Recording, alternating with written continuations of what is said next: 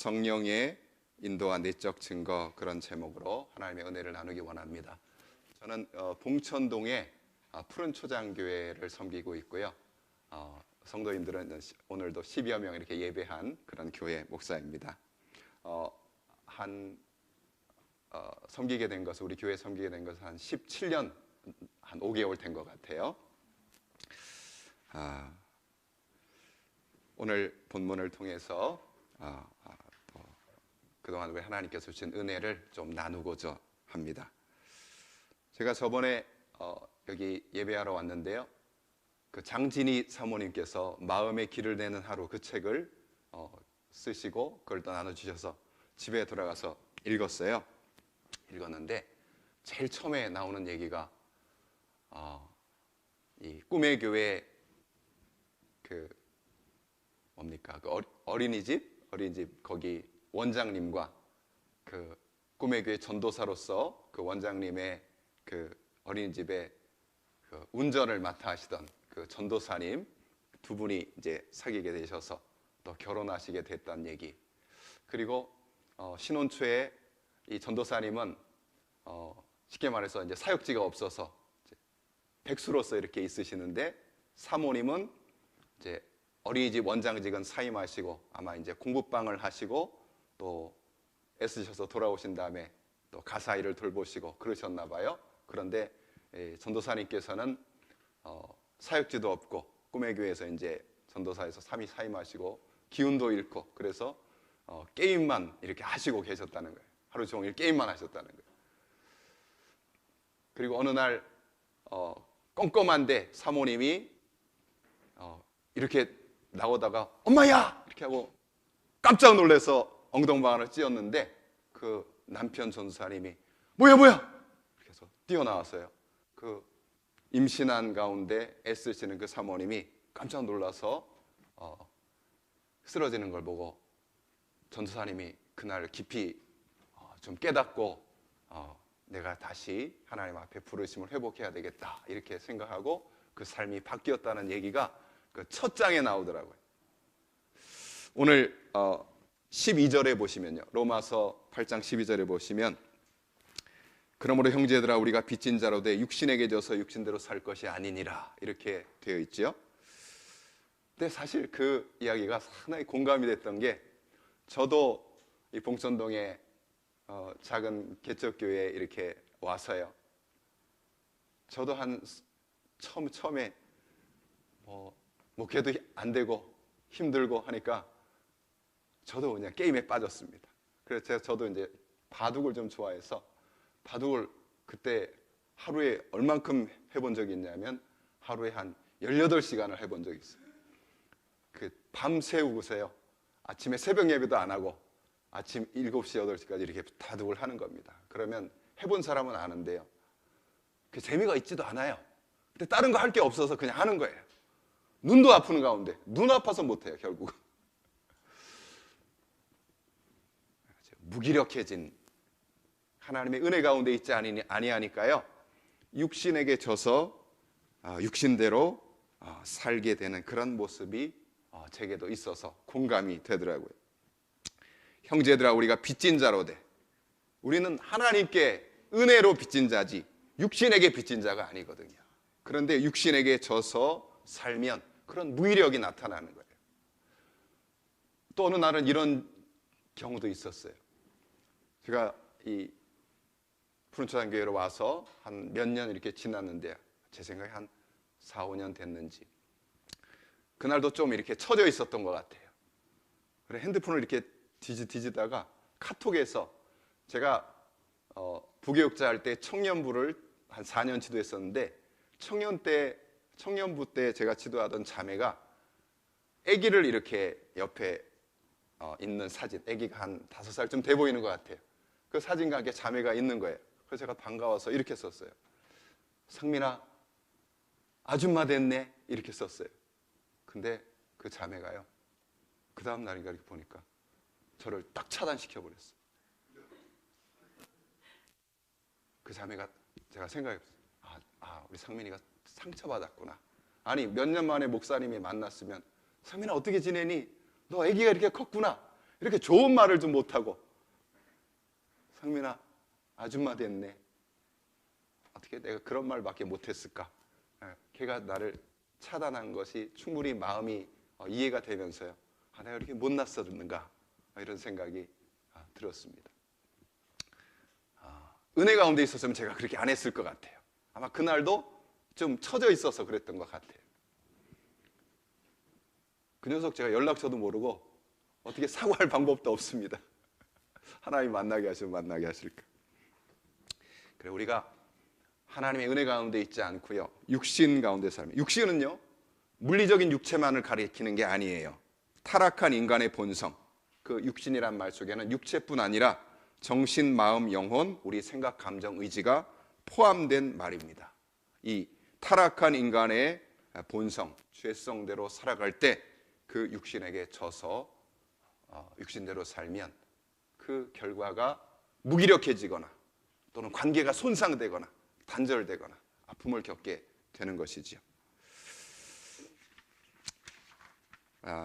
그런 시간도 있었고요. 반면에 우리 14절처럼 하나님의 영으로 인도함을 받는 일도 있었습니다. 우리 14절 한번 다 함께 읽어보실까요? 시작. 무릇 하나님의 영으로 인도함을 받는 자는 곧 하나님의 아들이라. 하나님의 영으로 인도함을 받는 일도 하나님께서 또 많이 경험하게 하신 것 같아요. 우리가 어떻게 하나님의 영, 성령으로 인도함을 받을 수가 있을까요? 지난 부활절에 동네에 있는 우리 여전도사님, 은퇴하신 여전도사님이 그 시티에서 가서 예배하시는데, 그날 연합 예배한다고, 목사님 예배할 데가 없으니까 목사님네 교회 가도 돼요? 그럼 오십시오. 그래서 오셨어요. 예배를 잘 드리시고 오후 기도회 끝난 다음에 이런 말씀을 하시는 거예요. 목사님, 기도 제목이 있어요. 어떤 선교사가 나한테 선교한다고, 그렇게 자기를 열심히 선교한다고, 교수도 한다고, 그래서 5일만 빌려달라고 그래서 1,000만 원을 빌려줬는데 5일 후에 연락하니까 차일피일 하더니 이제는 연락도 끊어졌어요. 목사님 꼭 위해서 기도해 주세요. 내가 그거 받으면 목사님 내가 가만히 있겠어요? 이러시는 거예요. 그래서 제가, 전사님 하나님께서 힘 주시도록 해서 기도해 드리고 넉넉히 감당할 수 있도록 기도해 드리고, 그렇지만 마음속으로는 그런 사람 절대로 다시 안 나타납니다, 이렇게 생각했어요. 아무리 선교사라 그래도요, 사기치는 사람이잖아요. 그런 사람을 어떻게 분별해요? 어떻게 그런 유혹이 있을 때, 시험이 있을 때 어떻게 성령의 인도를 받을 수 있어요? 우리가 사도신경에 고백하듯이 나는 성령을 믿으며 거룩한 공교회와 또 뭐를 믿습니까? 성도의 교제를 믿는다 그러죠. 그렇죠? 그래서 우리가 어떤 중요한 일, 이렇게 잘 모르겠는 일, 그런 일을 할 때는 형제 자매들과 자꾸 의논해야 돼. 믿음의 선배들과 의논해야 돼. 전도사님 그런 일이 있을 때 저랑 한번 의논하시지 그러셨어요. 제가 그렇게 말했어요. 성도의 교제, 형제 자매와 자꾸 의논하고 조언을 구하고, 그러면 성령의 인도를 받기가 쉬워집니다. 그리고 성령의 인도를 받는 일은 우리 성령님께서는요, 하나님의 나라와 하나님의 의를 구하는 성령님이시기 때문에 불법과 짝하지 않습니다. 거짓과 짝하지 않습니다. 제가 한번 이런 적이 있어요. 초등학교 친구가 우리 교회에 찾아왔습니다. 장로 친구예요.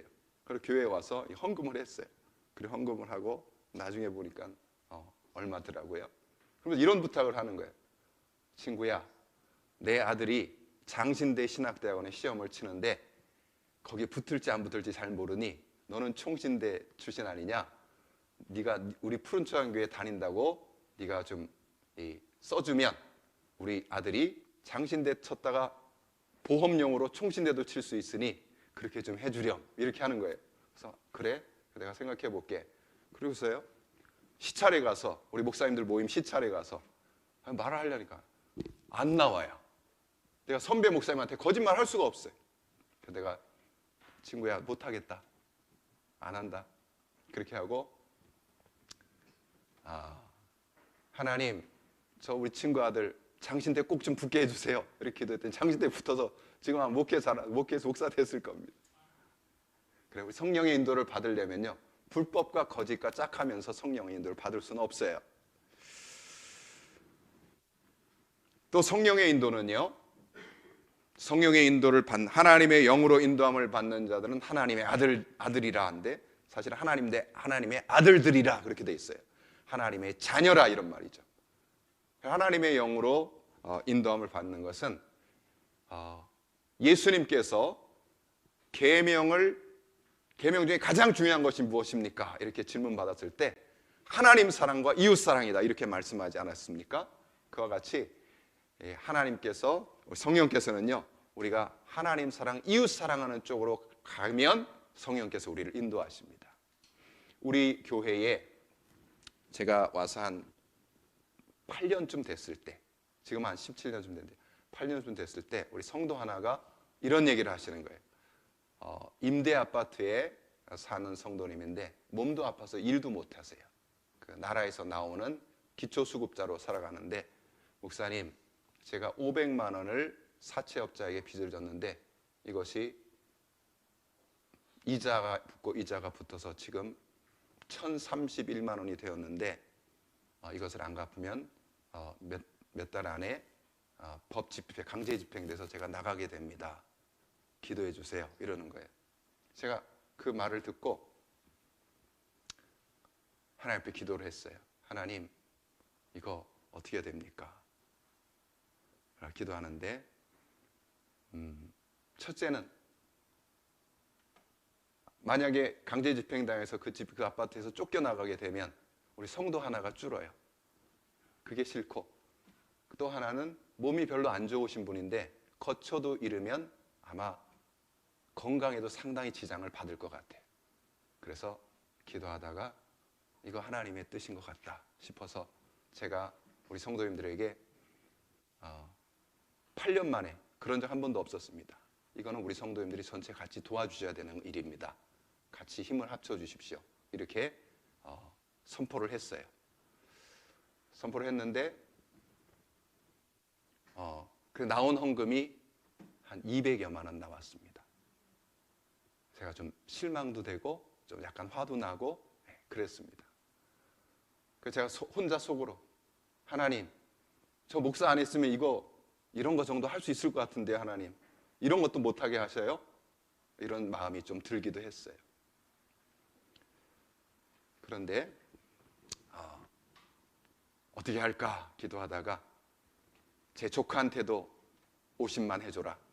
아까 장로 친구한테도 너 100만 원만 좀 해줘라. 뭐 이렇게 아는 사람들한테, 지인에게 부탁했어요. 그리고 이제 마지막에 한 300만 원 정도가 남았어요. 한 700만 원 정도 마련된 거예요. 근데 그때 제가 시찰석이라서 제가 관리하고 있는 돈이 한 700만 원 정도 있었어요. 근데 공금이죠, 공금.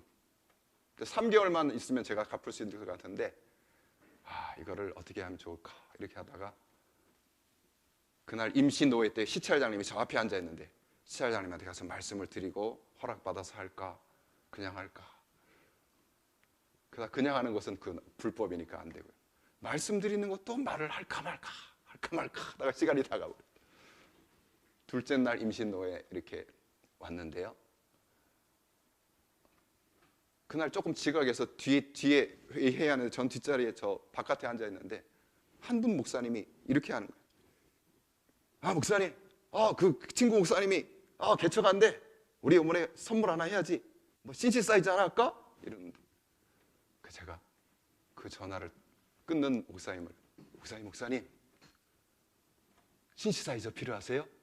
우리 교회 3개월 전에 산 신시사이저가 200만 원짜리 있는데 싸게 드릴게요. 가져가세요. 얼마야?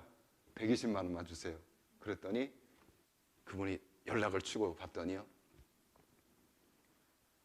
목사님, 우리 친구 목사님이 개척하는데 중고를 드릴 수는 없어서 우리 친구들이 새 거 사드리기로 했는데 그거는 제가 우리 교회에서 사겠습니다.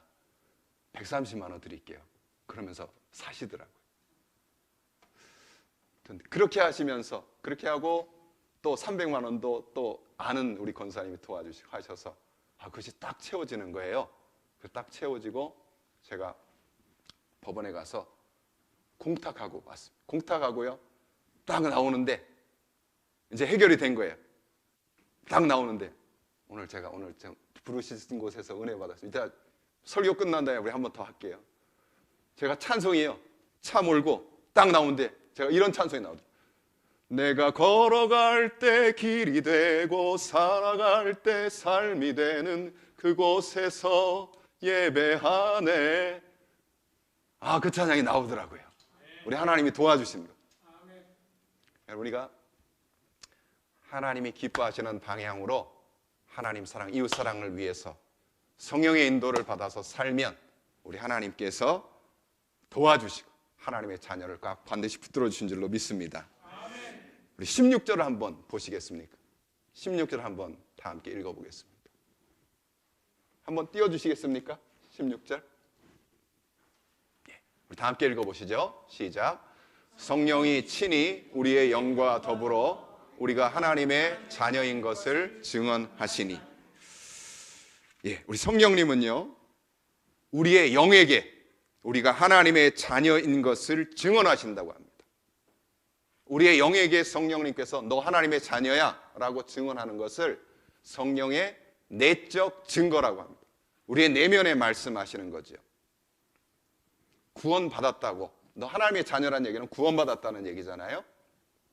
그런 확신을 우리 성령님께서 주신다는 거예요. 제가 전도사가 되었어요. 전도사가 되었는데도, 신학교 다니다 전도사라 그러더군요.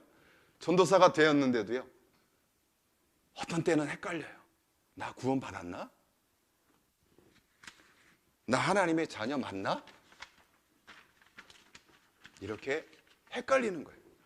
그래서 우리 교회 선배 전도사님께 막 질문하기도 하고 이렇게 했습니다. 그때 조언도 해주시고 이렇게 하셨는데요. 어느 날 이제 이 담임 목사로 이제 봉천동에 왔더니 저희가 속한 노회가 대한합동 측의 동서울노회인데요. 그 5월마다 교직자 체육대회를 합니다. 목사님들, 장로님들 모여서 옛날에는 성남 일화구장에서 했어요. 잔디밭 구장 얼마나 좋아하는지 몰라요. 그래서 체육대회를 한 번씩 합니다. 1년에 한 번. 제가 그날 차를 몰고 갔다가 이쪽 그 교대 쪽에 목사님이 계셔서 오면서 조수석에 목사님 모셔다 드릴게요. 같은 방향이니까. 그래서 교대 쪽에 옆에 모시고 이렇게 오는데요. 그 목사님이 훌륭하신 목사님이세요.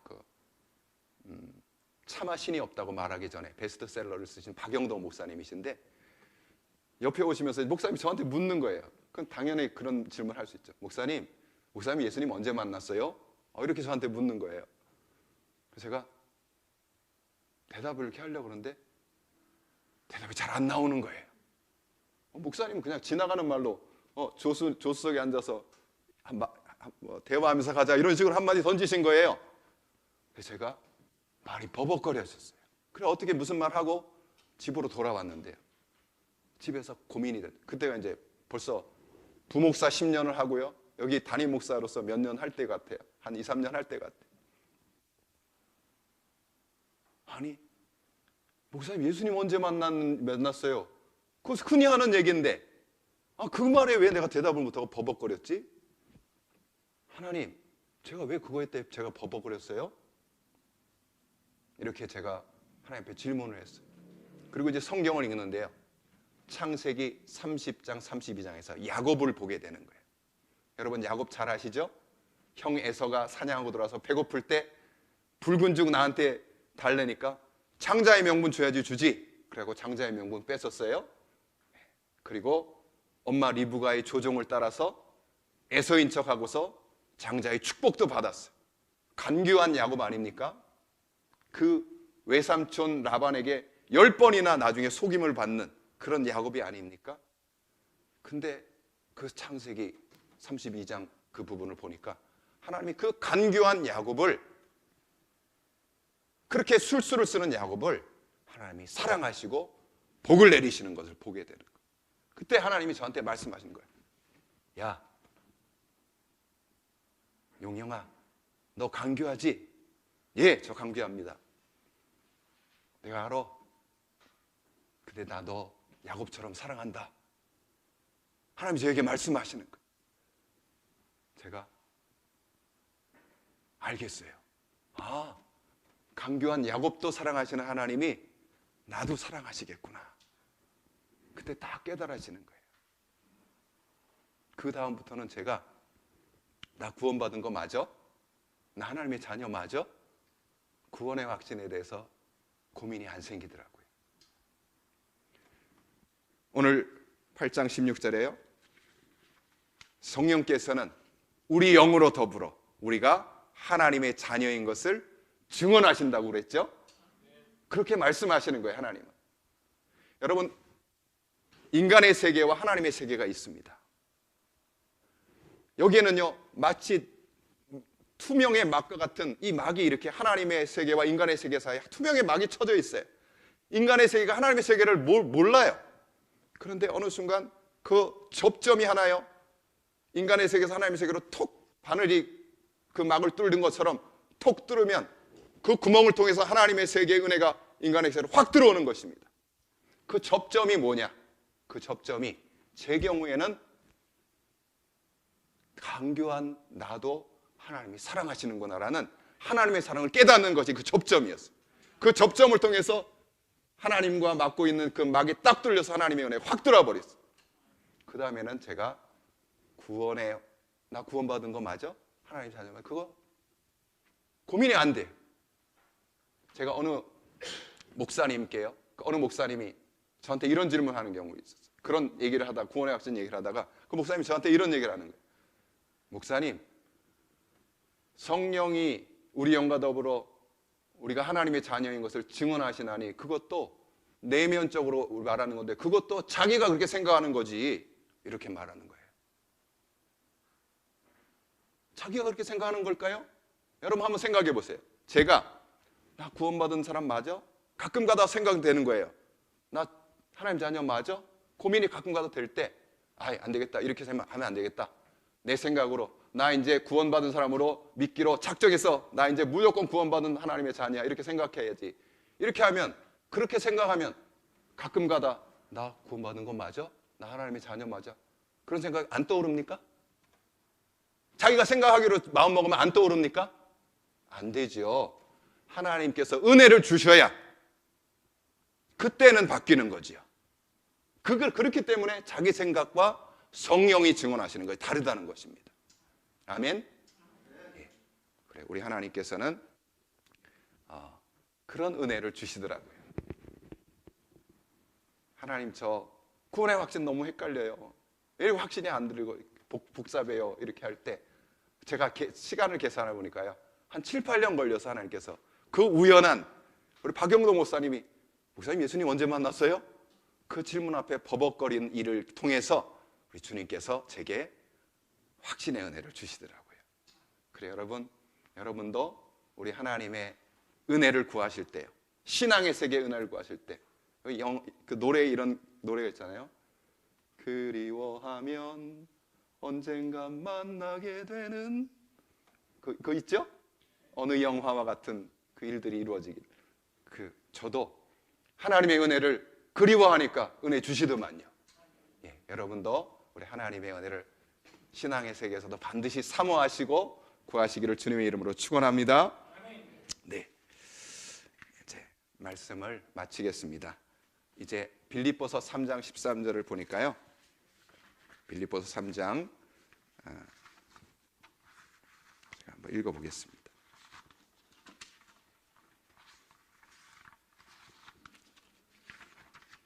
예. 내가 이미 얻었다 함도 아니요 온전히 이루었다 함도 아니라 오직 내가 그리스도 예수께 잡힌 바 된 그것을 잡으려고 달려가노라. 형제들아, 나는 아직 내가 잡은 줄로 여기지 아니하고 오직 한 일, 즉 뒤에 있는 것은 잊어버리고 앞에 있는 것을 잡으려고 표대를 향하여 그리스도 예수 안에서 하나님이 위에서 부르신 부름의 상을 위하여 달려가노라. 이제 하나님의 자녀라는 성령의 확신을 가지고요, 그 든든함을 가지시고 그 다음에 하나님의 성령의 인도를 받는 우리들이 되기를 바랍니다. 우리들은 이제는 이 바울처럼 그렇게 하기를 원해요. 13절에 이렇게 말하는 거예요. 바울이, 형제들아, 나는 아직 내가 잡은 줄로 여기지 않고 오직 한 일을 한다. 이것은 영어로 하면 one thing I do예요. 나는 한 가지 일만 한다. 그게 뭐냐 하면 뒤에 있는 것은 잊어버린다. 그리고 앞에 있는 것을 잡으려고 달려간다. 난 그것만 한다. 이렇게 바울은 말한 거예요. 뒤에 있는 것은 뭐예요?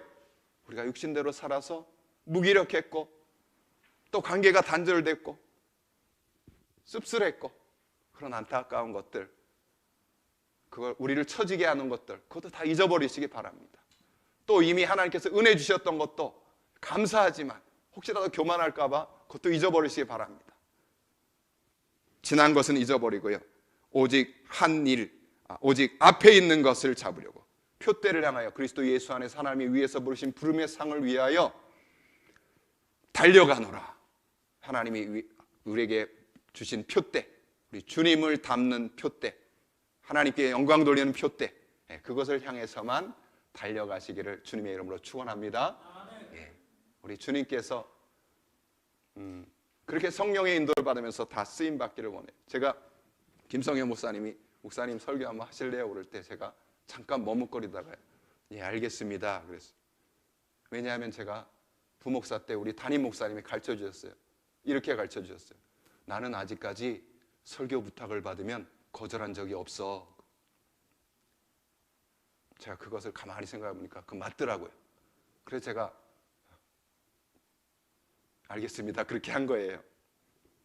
여러분, 우리 주님께서 성령께서 인도하심을 통해서 우리가 쓰시겠다 하면 우리가 부족해도요, 우리에게 주신 것들, 있는 것, 가진 것, 아는 걸 가지고 주님 앞에 즐거이 쓰임 받으시기를 주님의 이름으로 축원합니다. 우리 고경구의 집사님처럼 성경 암송으로 쓰임 받으시고, 우리 라비타 또 패스 브레이킹 싱어처럼 찬양의 은사로 쓰임 받으시고, 또 우리 컴퓨터 실력으로 쓰임 받으시고, 또 오늘 우리 교회 우리 권사님은 그러더라고요. 이제 우리 전도잔치 하는데 목사님 오이지 사서 오이지 나눠주며 전도하겠어요. 힘든 일 하지 마세요. 그래도 기쁘게 하시려는 것 같아요. 여러분, 우리에게 주신 은사와 재능대로 주님 쓰시겠다 하면 기쁘게 쓰임 받으시기를 여러분 되시기를 주님의 이름으로 축원합니다. 네, 기도하겠습니다. 하나님 아버지, 우리가 육체의 소욕도 있고 성령의 소욕도 있는데 우리가 육신대로 살고 육신에게 져서 육신대로 살면 무기력해지고 손상이 되고 아픔이 있습니다.